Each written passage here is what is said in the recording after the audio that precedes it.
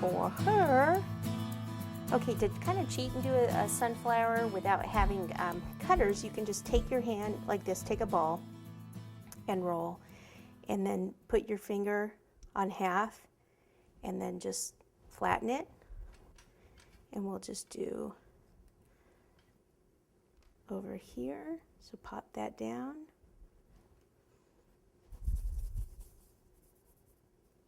So if you have a little cutter, you could use that, but if you don't, you can also pipe it with a 352 tip and some royal icing.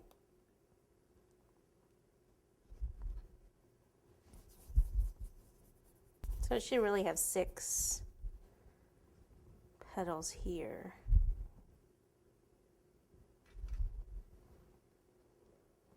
And then if I draw some little lines on them,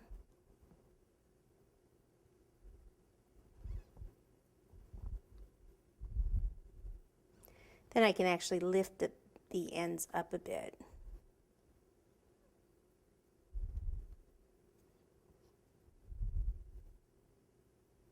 And then we'll want a ball of the brown, like we did on our big sunflower.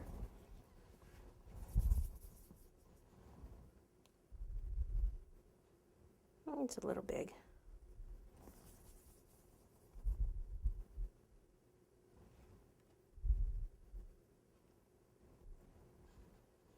And we can even use the back of this and just kind of texture it.